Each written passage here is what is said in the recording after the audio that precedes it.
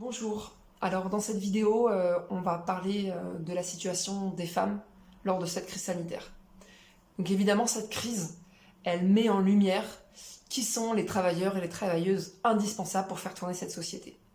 Et ce dont on peut s'apercevoir, c'est que la plupart des secteurs qui doivent absolument continuer à tourner, c'est des secteurs où les travailleurs sont majoritairement des travailleuses.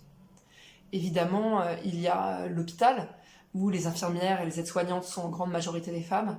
Les EHPAD, ce sont des femmes qui s'occupent de nos anciens.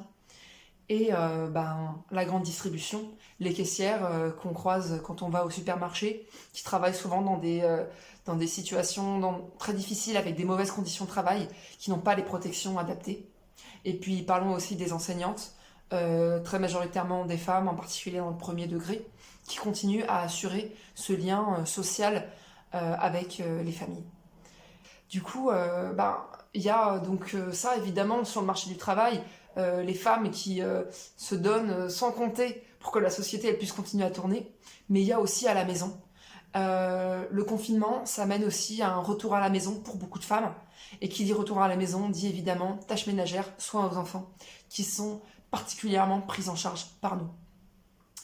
Et le retour à la maison, dans des petits espaces souvent, ça a aussi comme effet d'augmenter les violences conjugales.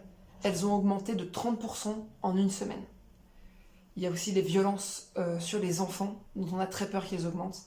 Et on sait que les services d'aide sociale à l'enfance sont absolument débordés, sur le point de craquer. Alors oui, le confinement est nécessaire, mais par contre ça ne peut pas se faire au détriment de la santé des femmes et des enfants.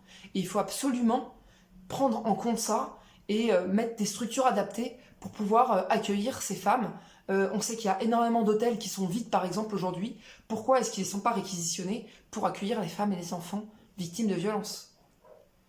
Et puis enfin il y a la question de l'IVG, l'avortement. Donc ça devient tout simplement la croix et la bannière pour avorter en France.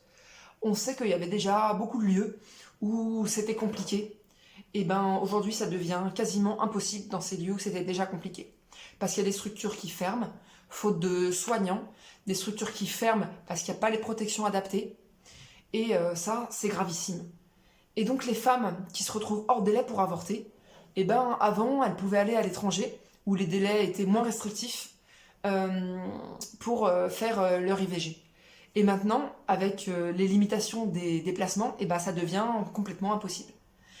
Et avec tout ça, le gouvernement a refusé de repousser les délais pour avorter. Et c'est un véritable scandale, parce qu'il va y avoir énormément de femmes qui vont être obligées de mener des grossesses non désirées à terme, et ça va créer énormément de souffrances, énormément de difficultés, en particulier chez les femmes les plus précaires. Donc tout ça, en fait, on voit que nous les femmes, on subit les effets de la crise sanitaire, on est en première ligne pour y résister, mais il y a une chose sur laquelle il faut être très clair, c'est qu'on ne paiera pas leur crise. C'est impossible. On ne paiera pas leur crise par un retour à la maison. On ne paiera pas leur crise par l'assouplissement du code du travail. Et on ne paiera pas leur crise en rognant sur nos droits et sur notre santé. Mais pour ça, il faut qu'on se batte. Il faut qu'on lutte tous ensemble, qu'on soit dans le tout ensemble et qu'on parle d'une même voix.